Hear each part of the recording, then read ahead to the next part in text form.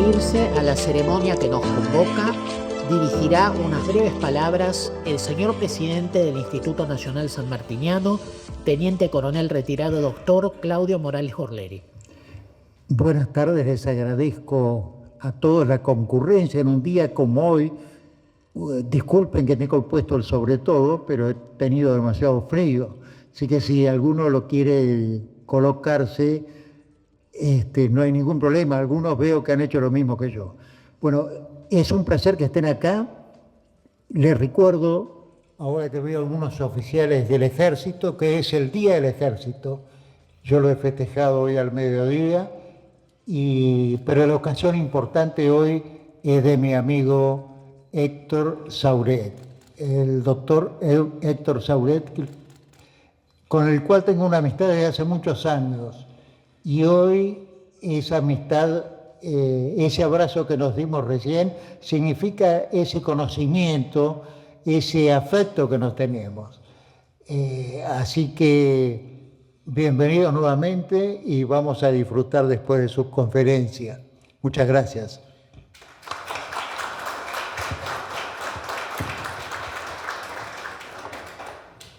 Acto seguido, presentará al señor miembro de número y vocal del Consejo Superior del Instituto Nacional Sanmartiniano, doctor Héctor César Sauret, el señor miembro de número y vicepresidente primero del referido Consejo y de la Academia Sanmartiniana, Roberto L. Elizalde. Señor presidente, señores académicos, autoridades de distintas universidades que lo acompañan al doctor Sauret, señoras y señores. En un lugar de los años, cuando no peinábamos canas, conocí al doctor Héctor Sauret. Venía de Concepción del Uruguay y en la vieja residencia que habla de un pasado esplendor y es la sede de la Asociación Entrerriana General Urquiza, en la calle Güemes, tuve el placer de escuchar algunas de sus exposiciones, presidido el estrado por un gran escudo de la provincia, de bronce, fundido con un cañón de caseros. Recuerdo cuando improvisó largamente sobre Urquiza y la enseñanza superior, con abundancia de datos y elocuencia por casi una hora. Pero lo más interesante venía después, en esa mesa tendida, donde comer era una excusa y beber era un placer, para interesantes conversaciones. Si en la primera parte nuestro amigo se destacaba por su erudición, su didáctica, bueno que no la poseyera, y en sumo grado, quien es el rector de la Universidad de Concepción del Uruguay, el deleite alrededor de la mesa que compartíamos seguía con esos personajes de lujo, que encabezaba el decano, don Francisco Sáenz Valiente, conocido y llamado así por los amigos, Salchicha, que con buen humor nos decía: yo soy el único nieto sobreviviente del general Urquiza. No me gusta decir que soy el único vivo, porque esa palabra en este país puede significar un sinvergüenza. El abogado Junio Libarona, padre del actual ministro, el coronel Julio Cavilloni Fraga y su cuñado también el coronel Cábanac, el marino Adrián Lastreto, el gran coleccionista de Martín Fierro Santos Domínguez Coch y Manuel Pipe Domínguez Soler, tan grande de cuerpo como simpático, o un coronel Marini y su mujer, por solo citar algunos de los que estábamos alrededor de esa mesa. Mesa que alguna vez compartimos también por la generosa hospitalidad de Sáenz Valiente en Santa Cándida y participamos de algún acto. El doctor Sauret llega con sobrados méritos a la Academia Sanmartiniana, de la que desde hace, y no sigamos acumulando años, era académico correspondiente por Entre Ríos, más precisamente por Concepción del Uruguay, de cuyo colegio y con mayúsculas egresó como bachiller en 1957. Abogado recibido por la Universidad de La Plata en la Facultad de Ciencias Jurídicas y Sociales, obtuvo el doctorado en 1966. Su tesis versó sobre sociedades anónimas y desarrollo nacional, y la hizo bajo la dirección del destacado jurista y magistrado Isaac Alperín, fallecido el 13 de abril de 1975, hace medio siglo, y cuyo recuerdo desde otro plano habrá de emocionar al maestro recordado por el discípulo, como tantos discípulos lo recordarán también a nuestro hoy nuevo académico. Cercano al desarrollismo, estudió e investigó y dictó no pocas conferencias sobre el desarrollo nacional en el Centro de Estudios Nacionales, creado y dirigido por el doctor Arturo Frondizi, por 30 años hasta su muerte en 1995. Su interés por la geopolítica lo llevó a colaborar con el general Juan Enrique Guglielmelli en distintas investigaciones que posteriormente vieron la luz en la revista Estrategia. Y a la muerte de Guglielmelli, desde 1984 hasta 1988, colaboró con la revista Argentina de Estudios Estratégicos. Siendo presidente del Banco Mundial Robert McNamara, fue becario del Instituto de Desarrollo Económico de esa entidad.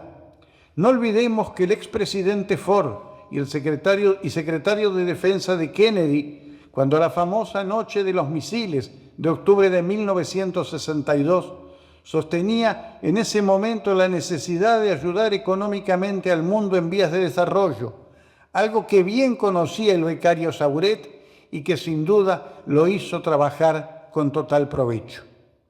Pasemos ahora a su tarea docente. Investigador categorizado por la Universidad de Concepción del Uruguay, dictó filosofía de la educación en el profesorado de enseñanza superior, derecho comunitario 1 y 2 e historia. En lo que hace a su actividad ejecutiva, ha sido miembro coordinador del Consejo de Rectores de Universidades Privadas, en la Comisión de Evaluación y Acreditación Universitaria desde 1988 y por una década. Presidió el Consejo de Rectores y hoy lo sigue sirviendo con compromiso como tesorero. A la vez fue presidente de la Red de América Latina y el Caribe de Universidades Privadas, RealCup. Fue uno de los participantes en septiembre del 2023 del Encuentro de Rectores de Universidades Latinoamericanas y Caribeñas Orando por la Paz, celebrado en Roma el Día del Estudiante y de la Primavera, en su patria, donde el Papa Francisco les dejó esta reflexión: la cultura es lo que queda después de que uno olvida lo que aprendió. No olvidemos eso, la cultura es ese sustrato que queda después de lo que uno olvida y aprendió. Y sobre cultura hay un desafío muy grande.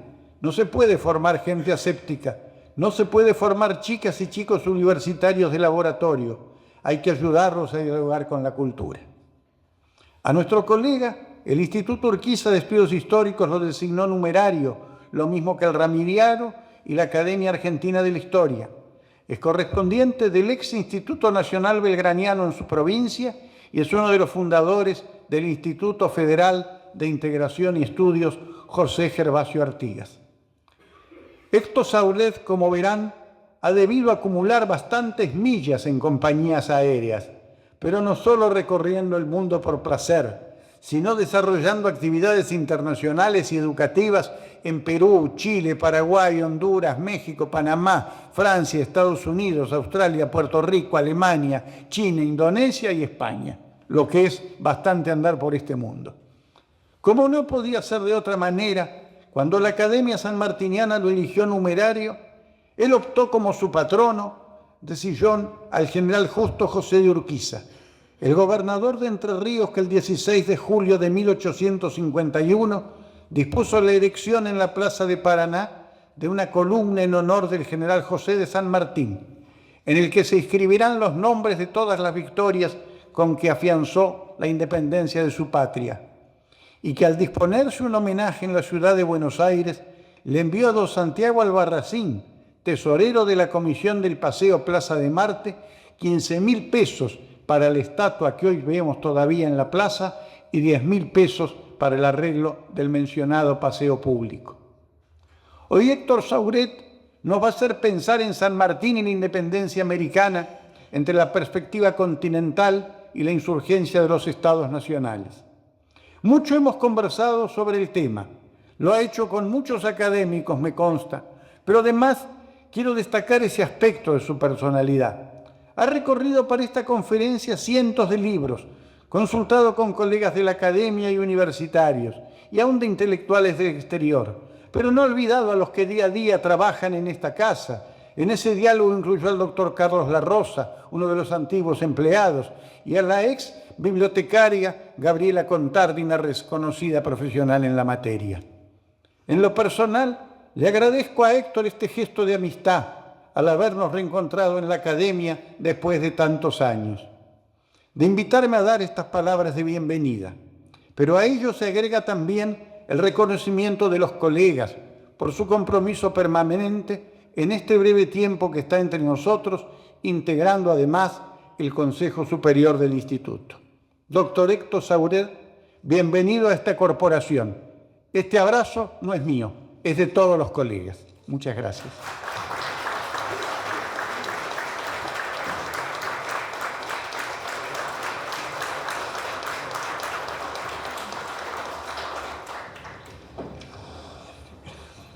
Confirmado ya formalmente en su nueva condición de miembro de número de la Academia Sanmartiniana, hará uso de la palabra el señor vocal del Consejo Superior del Instituto Nacional Sanmartiniano, doctor Héctor César Sauret, quien pronunciará su conferencia magistral sobre el tema San Martín y la doctrina Monroe. Adelante, doctor.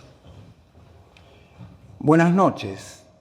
Un saludo cordial para todos los presentes, pidiéndoles que me autoricen a distinguir en un saludo a nuestro decano, el doctor De Marco, y en su presencia, por su jerarquía y su amistad, saludo a todos los colegas académicos del Instituto Sanmartiniano.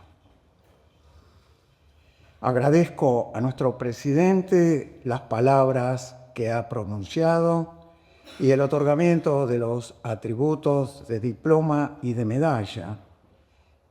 Agradezco las palabras de presentación de nuestro vicepresidente primero. Quiero presentarles al general San Martín y a la doctrina Monroe, expuesta por el presidente de los Estados Unidos de América ante el Congreso de la Unión el 2 de diciembre de 1823. Los invito a hacer una reflexión sobre San Martín, ubicando nuestra reunión en el contexto del bicentenario de la independencia de los países que conforman la América en su conjunto. Creo que es importante que nosotros recordemos que en 2025 los Estados Unidos de América cumplen 250 años de vida independiente desde la Declaración del 4 de julio de 1776. Y es importante precisar que la nación argentina ha celebrado el pasado 25 de mayo 215 años desde que el proceso emancipador culmina con la declaración de nuestra independencia el 9 de julio de 1816 en el marco del Congreso de Tucumán. Ambas naciones han desenvuelto los procesos de independencia con acciones diplomáticas, políticas, en el marco de conflictos militares y tienen similitudes, diferencias y también conflictos entre ellas. Pero es oportuno advertir la importancia de rescatar una visión de los libertadores siguiendo la cronología del proceso emancipador. Ese proceso emancipador tiene singularidades en el caso de los Estados Unidos de América, porque el 4 de julio de 1776, recordemos, cuando celebran el Día de la Independencia, se están refiriendo a una de sus independencias y no a la totalidad de sus independencias. Lo hacen con relación a la emancipación que el país vive luego de la Guerra de la Independencia respecto de la potencia colonial Gran Bretaña, Inglaterra.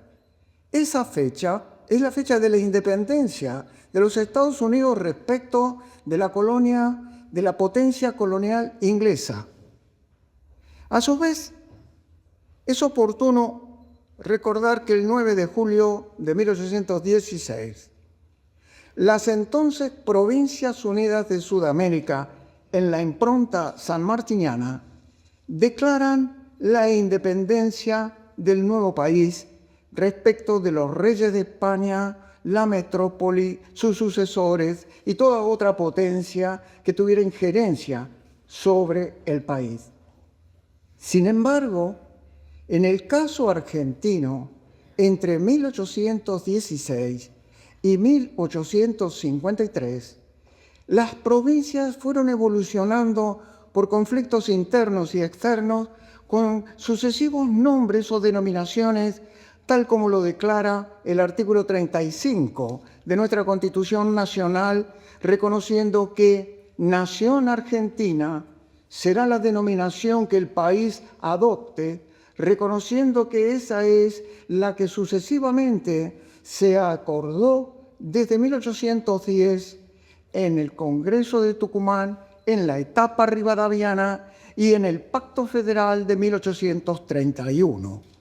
Podemos decir que así como enseñan los Estados Unidos de América que la independencia no es un concepto estático, sino que tiene una dinámica y una dialéctica por la cual las 13 colonias fundadoras de la gran nación que le reconoce el Reino Unido ese 4 de julio de 1776, su soberanía, se convertirán a lo largo del siglo XIX y en primera mitad del XX en 50 estados.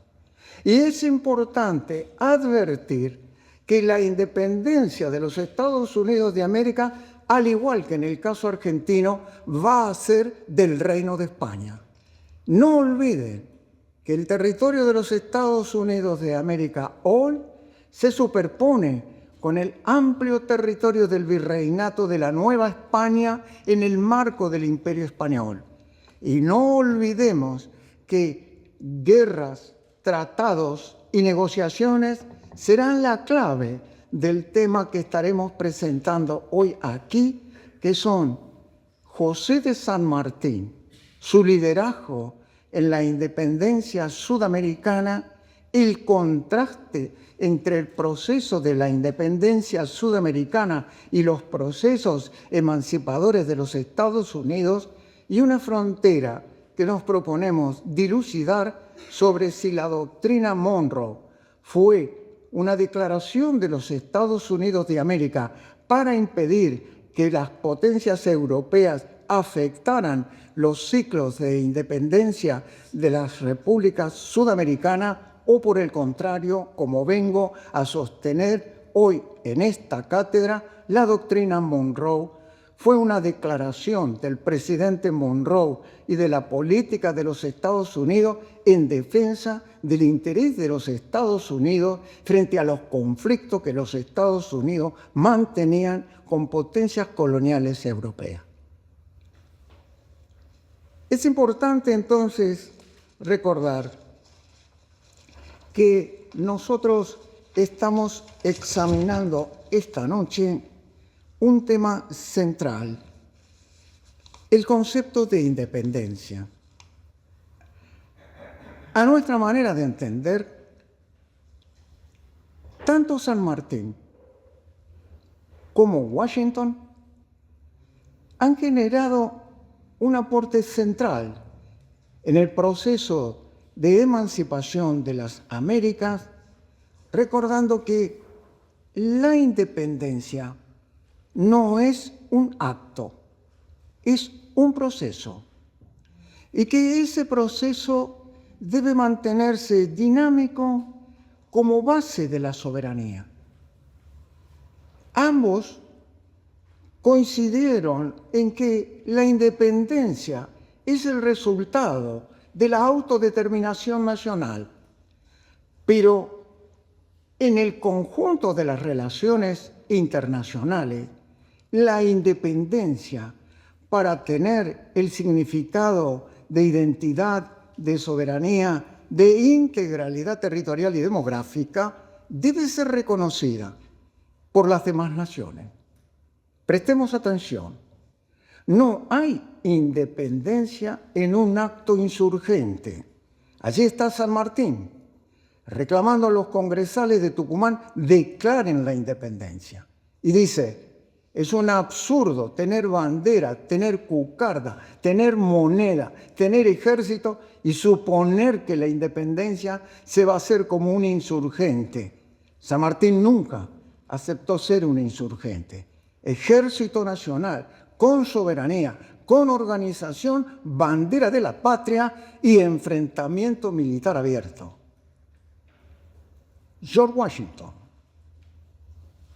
se dirige a sus compatriotas en el célebre documento de despedida del pueblo de los Estados Unidos cuando rechaza una nueva reelección. George Washington les recuerda a los americanos que la independencia debe ser sustentada en el proceso de acumulación, de inversión, de desarrollo de la economía, que la independencia implica territorialidad y que la independencia implica comprender que hay conflictos. Por eso, su consejo central para la nación americana al momento de retirarse de la política es no involucrarse en los conflictos del viejo continente. Allí está un tema importante que les agradeceré retener. Yo veo a la doctrina Monroe originariamente en el mensaje de Washington.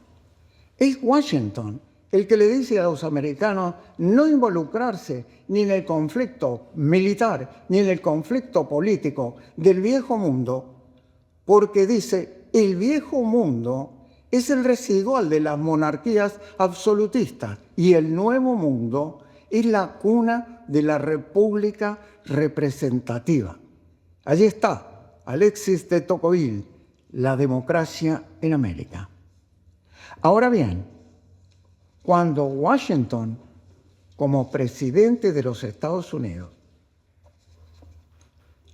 suscribe en París en 1778 el Tratado de París por el cual Inglaterra reconoce la independencia de los Estados Unidos, sin embargo, ese tratado, el reconocimiento de la soberanía territorial en las 13 colonias fundadoras, no implicó que otras porciones del territorio americano seguían detentadas bajo el control inglés.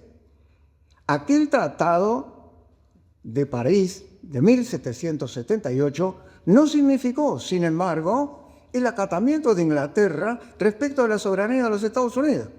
Más adelante vendrá la guerra de 1812 a 1814 en territorio americano entre tropas inglesas y tropas americanas que terminarán en un nuevo armisticio. Presten atención. La independencia de los Estados Unidos de 1776 reducida a las 13 colonias fundadoras mirando el Atlántico.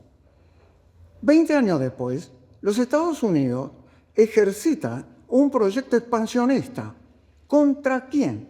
Contra las potencias coloniales europeas, contra Francia, combatiendo, negociando y comprando Luisiana.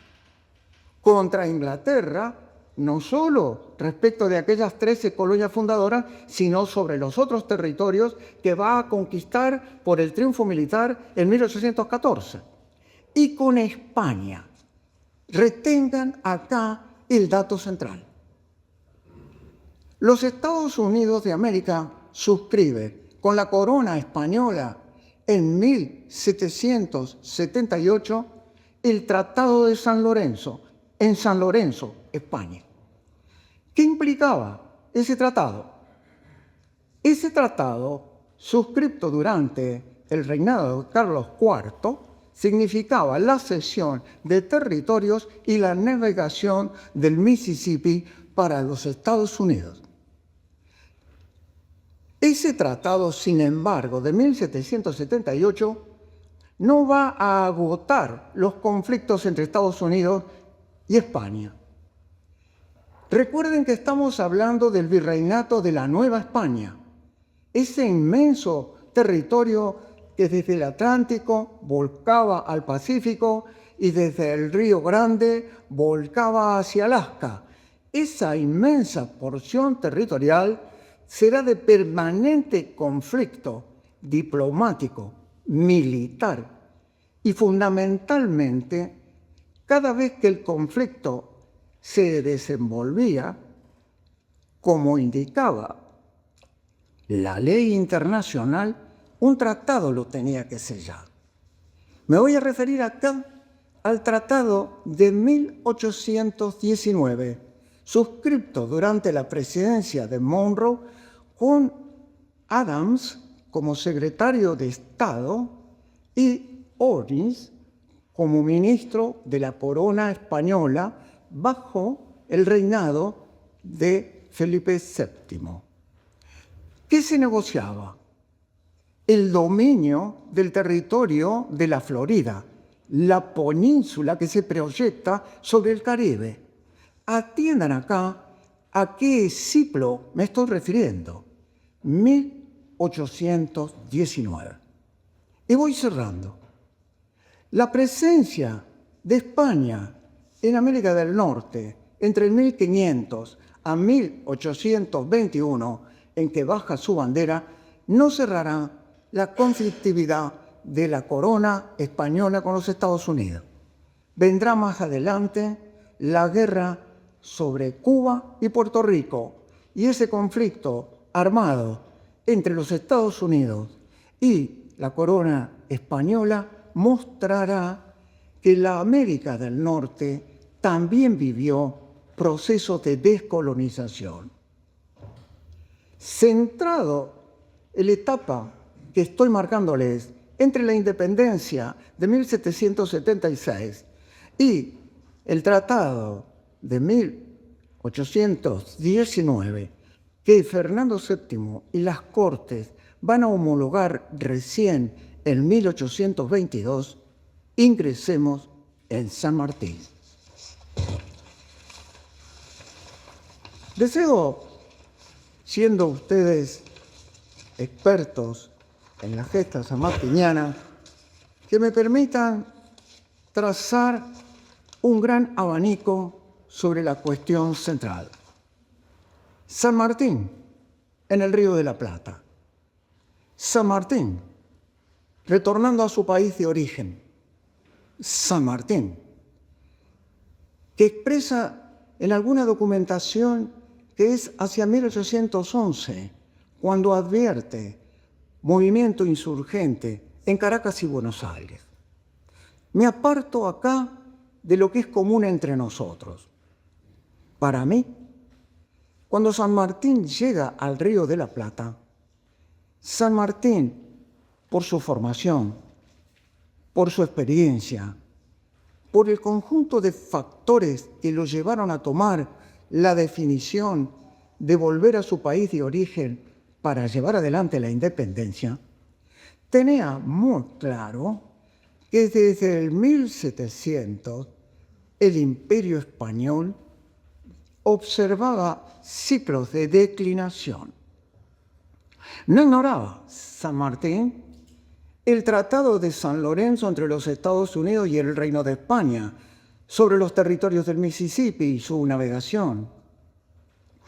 Pero va a ser la negociación del Tratado de 1819 que se va a desenvolver entre el mandato del presidente Madison y el mandato del presidente Monroe, el hecho central que va a condicionar a la insurgencia americana en Sudamérica. Observemos. San Martín en el Río de la Plata. Su ofrecimiento al gobierno del Río de la Plata para su servicio militar, Granaderos a Caballo y San Lorenzo. Ese bautismo, la asamblea del año 13, los preparativos del Congreso de Tucumán, su impronta por declarar la independencia, el Congreso de Tucumán en sí mismo, y acá una primera cuestión geopolítica absolutamente trascendental.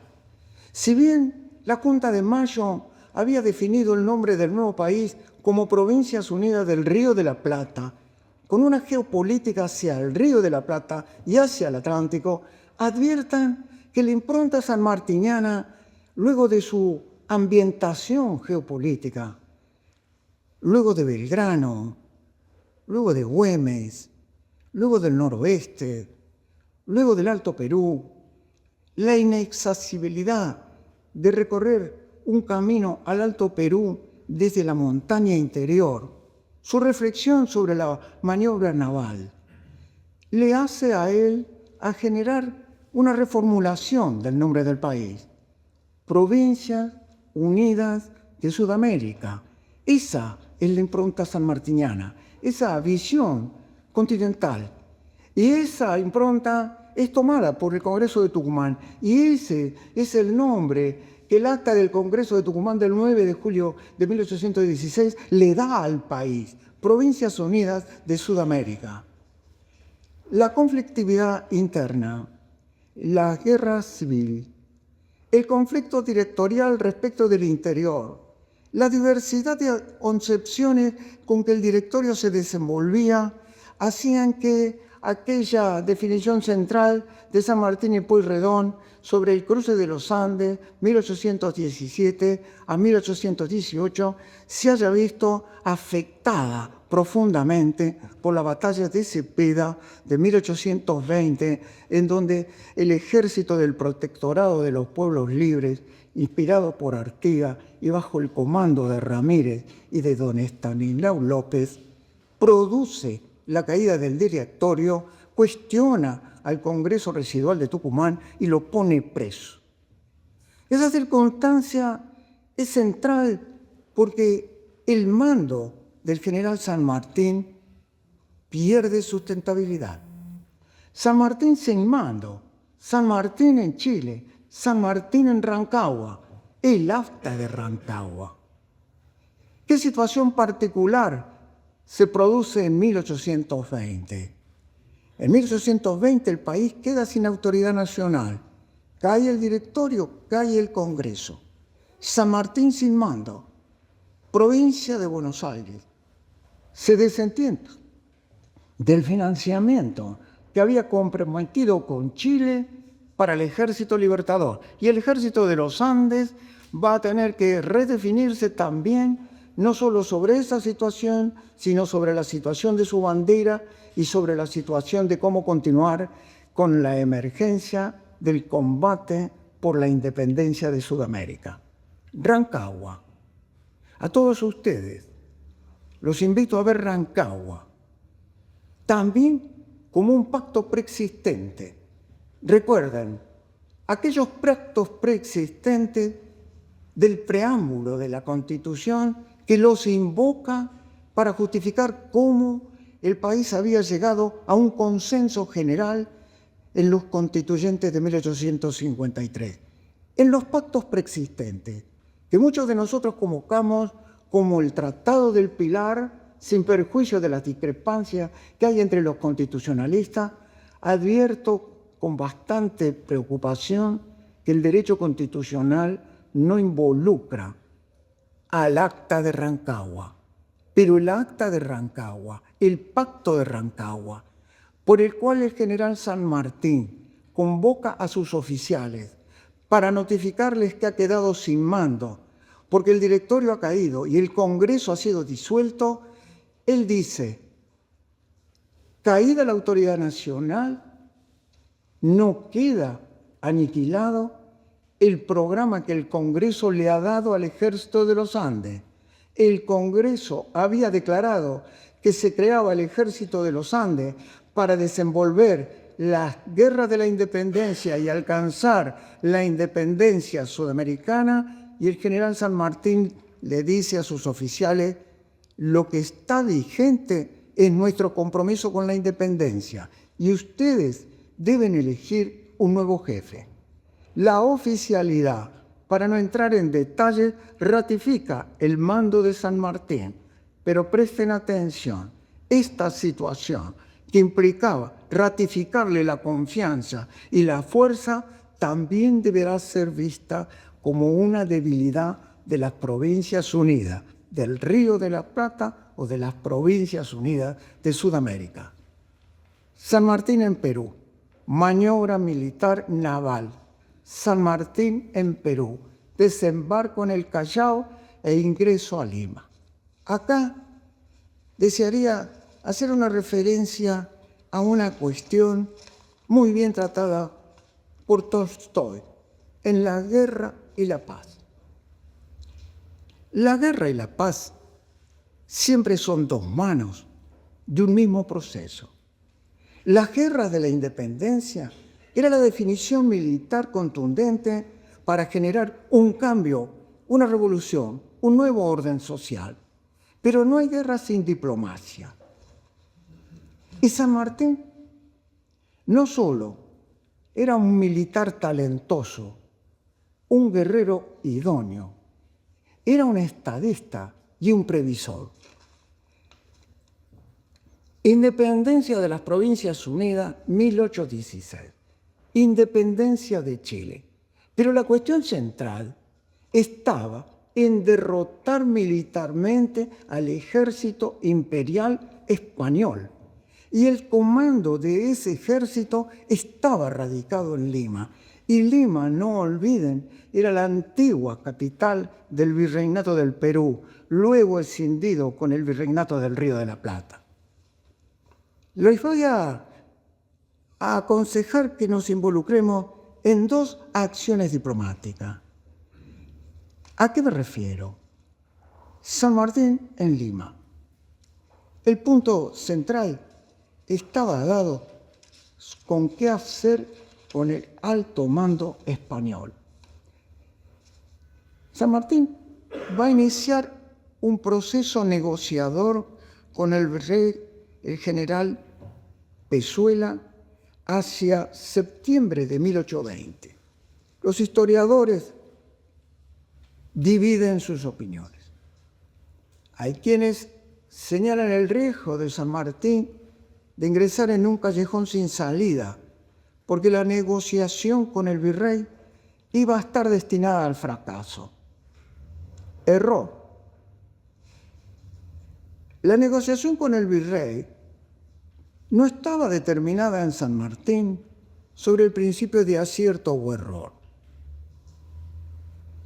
Hacia 1820, San Martín no ignoraba las negociaciones de Fernando VII con el presidente James Monroe por la Florida. Reténganlo. San Martín no ignoraba que había dos políticas por parte de la corona española: flexibilidad en la América del Norte, agresividad en la América del Sur. ¿Cómo encara San Martín su negociación en 1820, en septiembre? Él plantea al virrey la necesidad del reconocimiento de la independencia del Perú. Fracasa la negociación. Retoma la negociación más adelante. Sustituido el virrey Pezuela, asumido el virrey de la Serna, 2 de julio de 1821. Recuerde, 1821, el tratado Adams-Olis, el recupero de la Florida sobre el Caribe por parte de los Estados Unidos. San Martín, un estratega, advertía que su planteo era un planteo estratégicamente correcto. El que estaba débil no era San Martín, el que estaba débil era Fernando VII, el que estaba débil era la corona española. ¿Cómo evoluciona esta situación? El virrey de la Serna rechaza la propuesta de reconocer la independencia. Pero adviertan cuál es el concepto geopolítico que va a aplicar este alto oficial. Él dice: indivisibilidad territorial de la corona española. ¿Qué ocurría con este oficial? ¿En qué mundo estaba este oficial? ¿Ignoraba acaso el Tratado de San Lorenzo y ignoraba el Tratado de la Florida? ¿O simplemente había quedado sin poder? Se retira de la Serna de Lima, San Martín ingresa a Lima, declara la independencia del Perú y acá comienza el problema central. Su recurso militar no le aseguraba por sí solo la posibilidad de enfrentar y derrotar al ejército imperial español. Mantenía sus relaciones con Bolívar, estaba negociándose un tratado para asociatividad dentro de la pauta constitucional de los países sudamericanos que venían independizándose, y nos encontramos en las adyacencias de la Conferencia de Guayaquil. Es necesario volver al presidente Monroy, al Congreso de los Estados Unidos, a las gestiones del directorio argentino, a los reclamos del propio San Martín y de O'Higgins, que se dirigían a los Estados Unidos pidiendo el reconocimiento de nuestras independencias. Sistemático rechazo del secretario de Estado y del presidente de los Estados Unidos en no formular el reconocimiento a las independencias. Debate en el Congreso. La insurgencia y el debate llevaba también a que la política interna de los Estados Unidos tuviera un oficialismo reacio a reconocer la independencia y una oposición creciente que le reclamaba en solidaridad reconocer las independencias de las naciones sudamericanas. Pero la razón por la cual se demoran el reconocimiento de esas independencias es esencialmente política. Volvamos a George Washington.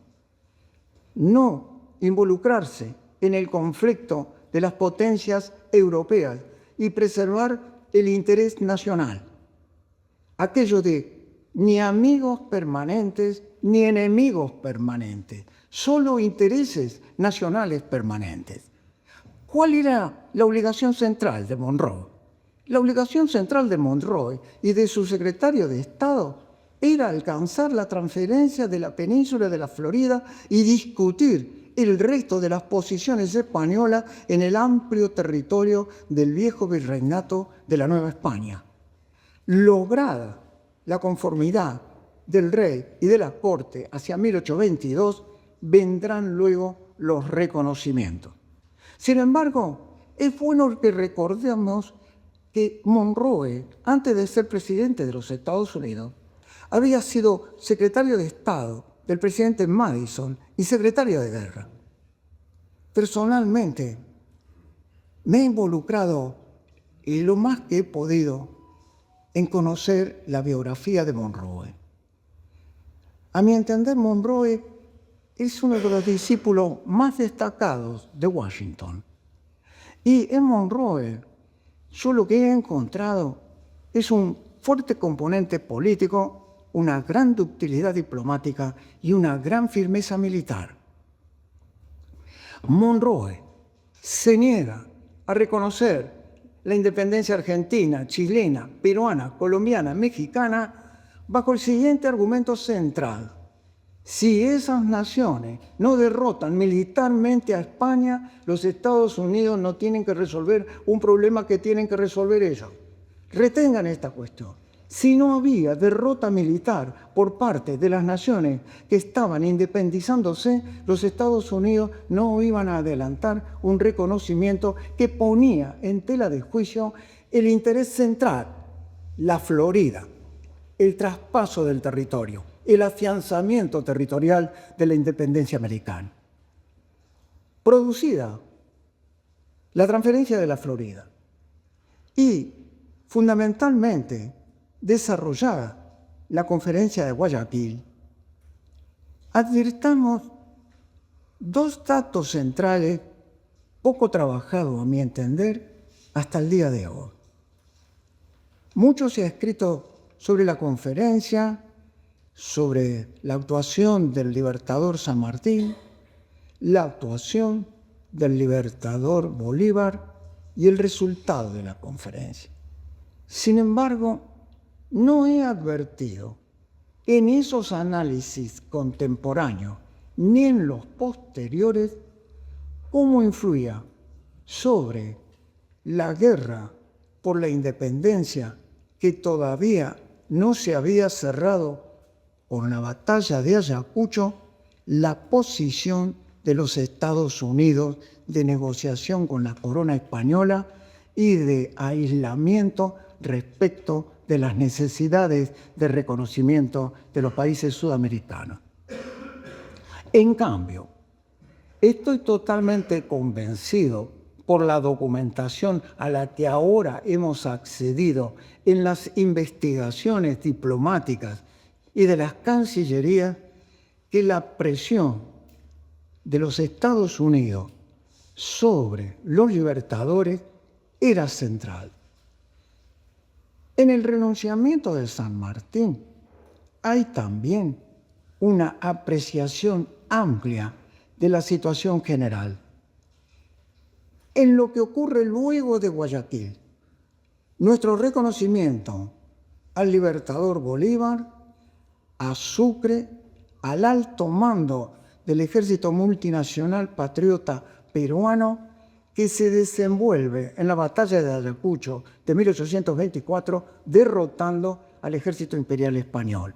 El resto es que hacia 1830 el proceso de independencia de Sudamérica está afianzado y el proceso de independencia de los Estados Unidos respecto de la corona española aún seguirá desenvolviéndose en conflictos diplomáticos, en conflictos militares, y ahora vendrá también el conflicto con la nación mexicana.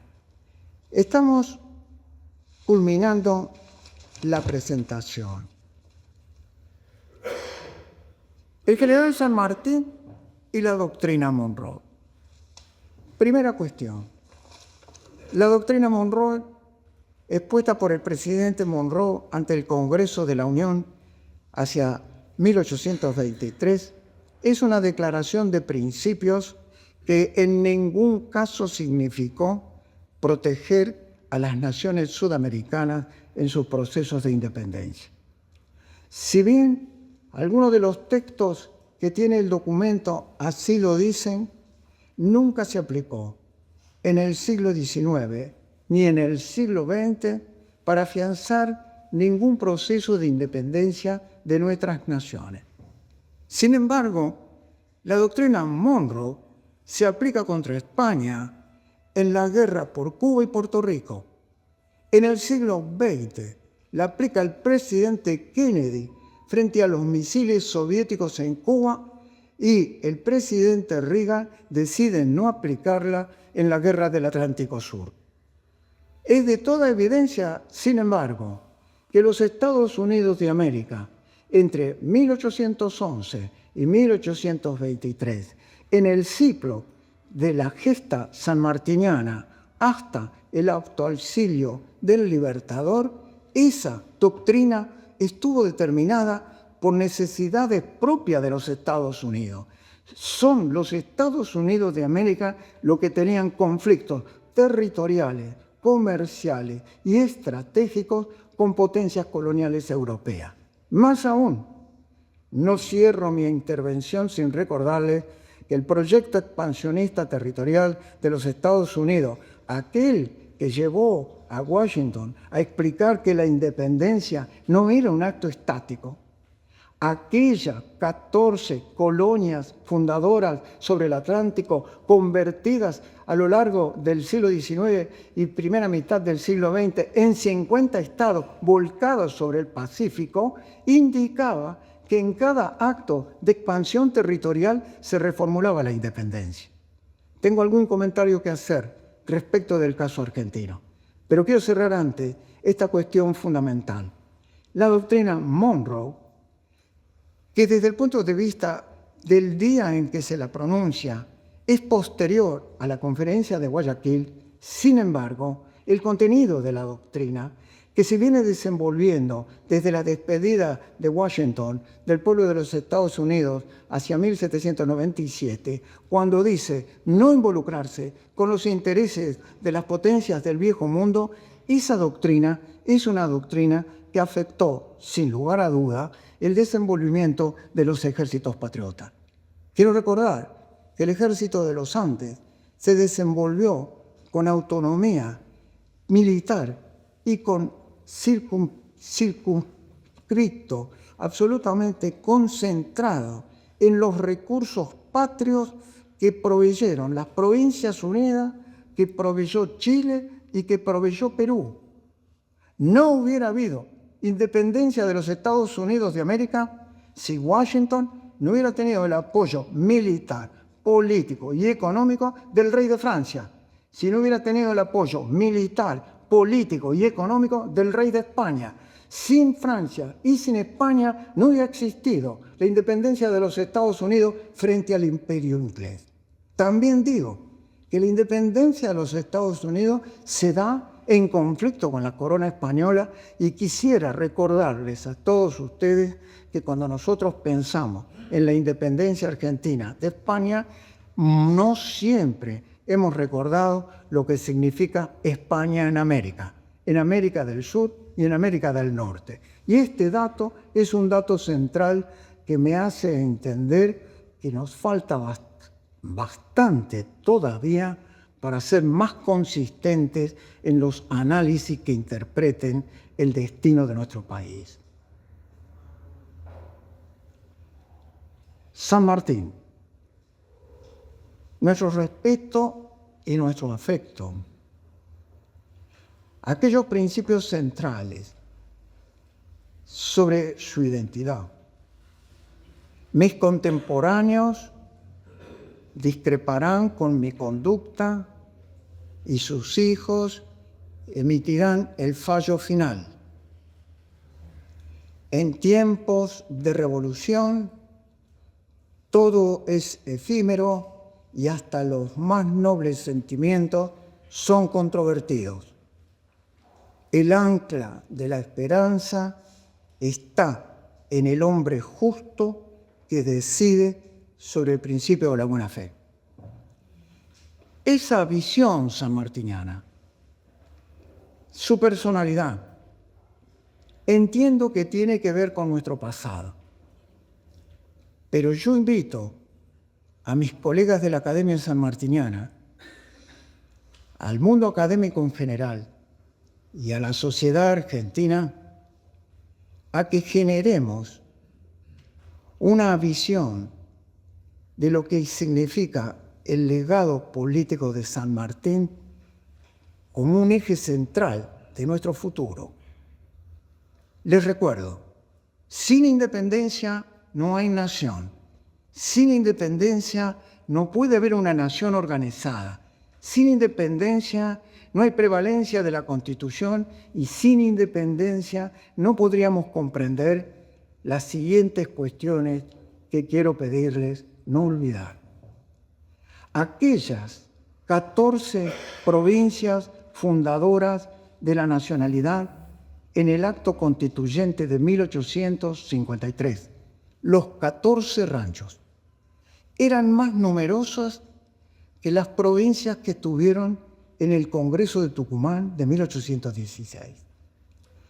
Sin embargo, en los 14 ranchos, cuando sanciona la Constitución Histórica de 1853, no estaba la provincia de Buenos Aires. En la reforma de 1860 se reintegra la provincia de Buenos Aires a la Confederación, y lo que viene después es una nación organizada que va a ir afianzándose. Y en 1994, cuando la Constitución Histórica se actualiza, aquellos 14 ranchos se habían transformado en 24 jurisdicciones provinciales. Y aquel país del desierto del siglo XIX era un país poblado, y 47 millones de habitantes hoy integran la Argentina continental. Y esta Argentina continental es bioceánica, es atlántica y es pacífica, y es insular, y es de Malvinas, y es de Antártida. Y hay un San Martín en Malvinas. Y nosotros no hemos renunciado ni a Malvinas ni a nuestra proyección antártica. Y aquello central del padre de la patria, unidad en la diversidad. Soy del Partido Americano, independencia y que los pueblos elijan sus gobernantes.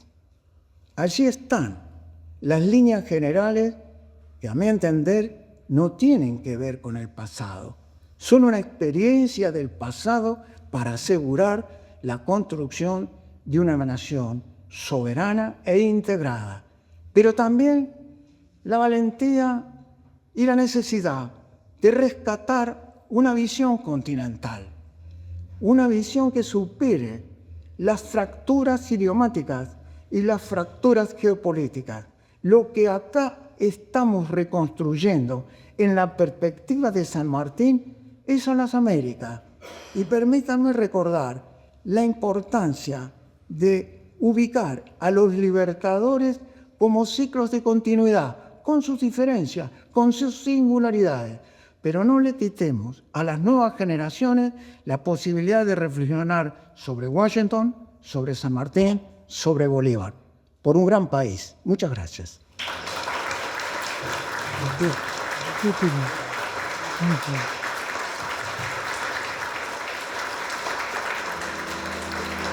Muchas gracias.